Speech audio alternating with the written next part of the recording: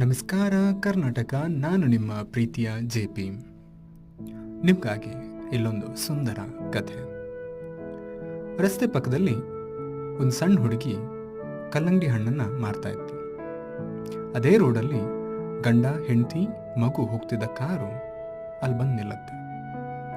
ಆ ಕಾರಲ್ಲಿದ್ದ ಮಹಿಳೆ ಆ ಹುಡುಗಿಗೆ ಹಣ್ಣೊಂದಕ್ಕೆಷ್ಟು ಅಂತ ಕೇಳ್ತಾಳೆ. ಅದಕ್ಕೆ ಆ ಹುಡುಗಿ 40 ರೂಪಾಯಿ ಅಮ್ಮ ಅಂತ ಹೇಳ್ತಾಳೆ.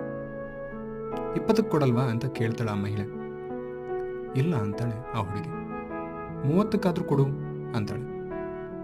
ಅದಕ್ಕೆ ಆ ಹುಡುಗಿ, ಅಮ್ಮ ನಾನು ತಂದಿದ್ದೆ 25ಕ್ಕೆ ಅಂತಾಳೆ. ಅದಕ್ಕೆ ಆ ಮಹಿಳೆ, ಸರಿ ಕೊಡು 40ಕ್ಕೆ ಅಂತಾಳೆ. ಈ ಚೌಕಾಸಿನ ನೋಡಿ ಗಂಡ ನಗ್ತಾ ಕೂತಿರ್ತಾನೆ. ಆ ಹುಡುಗಿ ಹಣ್ಣು ತಂದು ಆ ಕಾರಿಂದ ಕೈ ಚಾಚಿದ ಆ ಮಗು ಕೈಗೆ ಕೊಡೋಕೆ ಹೋದಾಗ ಆ ಮಗು ಕೈ ಜಾರಿ ಹಣ್ಣು ಕೆಳಗೆ ಬೀಳುತ್ತೆ. ಆ ಕಾರಲ್ಲಿದ್ದ ಮಗು ಅಳೋಕ್ ಶುರು ಮಾಡುತ್ತೆ. ಆ ಹುಡುಗಿ ತಕ್ಷಣ ಓಡೋಗಿ ಬೇರೆ ಹಣ್ಣನ್ನು ಜೋಪಾನವಾಗಿ ತಂದು ಆ ಹುಡುಗನ ಕೈಗೆ ಕೊಡ್ತಾಳೆ. ಆ ಮಹಿಳೆ ಹುಡುಗಿಗೆ 80 ರೂಪಾಯಿ ಕೊಡ್ತಾಳೆ. ಸರಿಯಾಗಿ ಲೆಕ್ಕ ಮಾಡಿದ ಹುಡುಗಿ 40 ರೂಪಾಯಿನ ವಾಪಸ್ ಕೊಡ್ತಾಳೆ. ಚೌಕಾಸಿ ಮಾಡ್ತಿದ್ದ ಮಹಿಳೆ ಅದನ್ನ ಒತ್ತಾಯ ಮಾಡಿ ಕೊಡೋಕೆ ಹೋಗ್ತಾಳೆ. ಆದರೆ ಆ ಹುಡುಗಿ ತಗೊಳ್ಳೋದಕ್ಕೆ ಒಪ್ಪಲ್ಲ. ಅದಕ್ಕೆ ಆ ಮಹಿಳೆ, ನೋಡು, ಈ ಹಣ್ಣನ್ನು ಹಾಳು ಮಾಡಿದ್ದು ನನ್ನ ಮಗ, ಹಾಗಾಗಿ ನಿನಗೆ ನಷ್ಟ ಆಗತ್ತೆ, ತಗೋ ಅಂತಾಳೆ.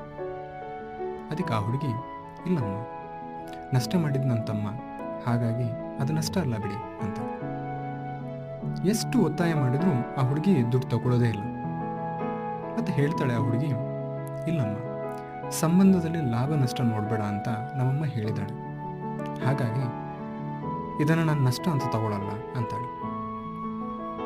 ಇದರಿಂದ ತುಂಬ ಭಾವುಕಳಾದ ಆ ಮಹಿಳೆ ಕೇಳ್ತಾಳೆ, ನಿಮ್ಮ ಮನೇಲಿ ಯಾರೆಲ್ಲ ಇದ್ದೀರಾ?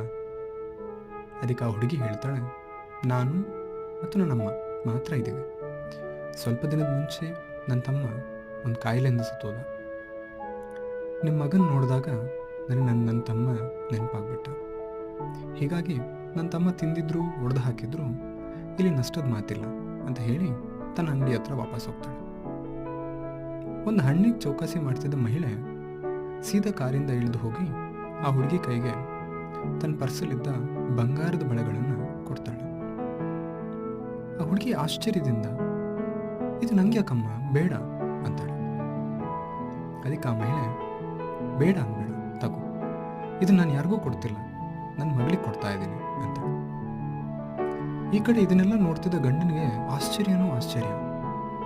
ತನ್ನ ಹೆಂಡತಿ ಕೇವಲ 50 ರೂಪಾಯಿಗೆ ಚೌಕಾಸಿ ಮಾಡ್ತಿದ್ಲು, ಆ ಹುಡುಗಿ ಕೈಗೆ ಯಾಕೆ ಬಂಗಾರದ ಬಳೆ ಕೊಟ್ಲು ಅನ್ನೋ ಪ್ರಶ್ನೆಯಿಂದ ಆಕೆನ ನೋಡ್ತಾ ಇರ್ತಾನೆ.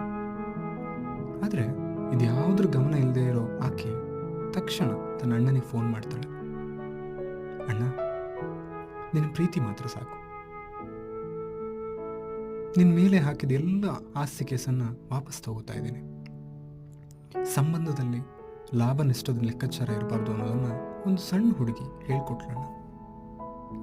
ಸತ್ತೋತ್ ತನ್ನ ತಮ್ಮನ್ನ ನನ್ನ ಮಗನಲ್ಲಿ ಕಂಡು ಖುಷಿಪಟ್ಟು ಹಣ್ಣನ್ನು ಫ್ರೀ ಕೊಡೋಕೆ ಬಂದಿದ್ರೆ, ಶ್ರೀಮಂತಿಕೆಯಲ್ಲಿರೋ ನಾನು ನನ್ನ ಜೀವಂತ ಅಣ್ಣನಿಗೆ ಅಳೆದು ಹೋಗೋ ಮತ್ತು ಸಂಬಂಧನ ಹಾಳು ಮಾಡೋ ಲಾಭದ ಲೆಕ್ಕಾಚಾರದ ಹಿಂದೆ ಬಿದ್ದು ನಿನ್ನೆ ಕಳ್ಕೊಳ್ತಿದ್ನಲ್ಲ ಅಣ್ಣ, ಕ್ಷಮಿಸ್ಬಿಡು.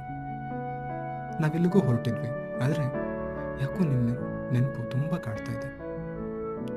ಮನೆಗೆ ಬರ್ತಾ ಇದ್ದೀನಿ, ಬೇರೆ ಎಲ್ಲಾದರೂ ಇದ್ದರೆ ಬೇಗ ಮನೆಗೆ ಬಾ ಅಂತ ಹೇಳಿ ಫೋನ್ ಇಟ್ಲು. ಇದನ್ನೆಲ್ಲ ಕೇಳ್ತಾ ಇದ್ದ ಗಂಡ ಮೌನವಾಗಿನೇ ಹೆಂಡತಿನ ಏನೂ ಕೇಳದೆ ಆಕೆ ತವ್ರ ಮನೆ ಕಡೆ ಕಾರನ್ನು ತಿರುಗಿಸ್ದ. Greedy loses the relations, but love it keeps forever. ಸ್ನೇಹಿತರೆ, ಕೇಳಿದ್ರಲ್ಲ, ಇದು ಕೇವಲ ಕತೆ ಅಂತ ನಿಮಗನ್ನಿಸ್ಬೋದು, ಆದರೆ ಇದರಲ್ಲಿರೋ ಅರ್ಥ ಕಥೆಯಲ್ಲ, ಅದಕ್ಕಿಂತ ಮಿಗಿಲಾಗಿರುವಂಥದ್ದು. ಮನುಷ್ಯ ತನ್ನ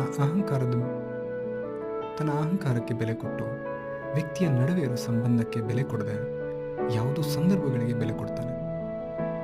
ಹಾಗೆ ಸ್ವಾಭಿಮಾನ ಇರೋನು ವ್ಯಕ್ತಿಯ ನಡುವಿನ ಸಂದರ್ಭಕ್ಕಿಂತ ಸಂಬಂಧಕ್ಕೆ ಬೆಲೆ ಕೊಡ್ತಾನೆ. ಇದೇ ನಿಜವಾದ ವ್ಯತ್ಯಾಸ ಅಹಂಕಾರಿಗೆ ಮತ್ತು ಸ್ವಾಭಿಮಾನಿಗೆ. ನಾನು ಎಲ್ಲರಲ್ಲೂ ಕೇಳೋದಿಷ್ಟೇನೆ, ಎಲ್ಲದರಲ್ಲೂ ಸ್ವಾರ್ಥನ ಇಟ್ಕೊಂಡು ಸಂಬಂಧಗಳನ್ನು, ಗೆಳೆಯರನ್ನು ನೆರೆಹೊರವನ್ನ ಕಳ್ಕೊಬೇಡಿ. ಯಾಕೆಂದರೆ ಒಂದ್ಸಲ ಕಳ್ಕೊಂಡ್ಮೇಲೆ ಎಷ್ಟೇ ಹುಡುಕಿದ್ರು ಆ ಸಂಬಂಧ ಮತ್ತೆ ಯಾವತ್ತೂ ಸಿಗಲ್ಲ. ನೀವೇ ನಿರ್ಧಾರ ಮಾಡಿ, ಒಬ್ಬ ಅಹಂಕಾರಿ ಆಗ್ತಿರೋ ಅಥವಾ ಒಬ್ಬ ಸ್ವಾಭಿಮಾನಿ ಆಗ್ತಿರೋ. ನಾವು ಈ ಭೂಮಿ ಮೇಲಿರುವಂಥದ್ದು 3 ದಿನ. ಆ 3 ದಿನ ಕೂಡ ಖುಷಿಯಾಗಿ ಬದುಕೋಣ.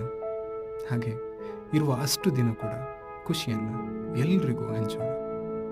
ಇಷ್ಟು ಹೇಳ್ತಾ ನನ್ನ ಮಾತನ್ನು ಇಲ್ಲಿಗೆ ನಿಲ್ಲಿಸ್ತಾ ಇದ್ದೀನಿ. ಇಂತಿ ನಿಮ್ಮ ಪ್ರೀತಿಯ JP.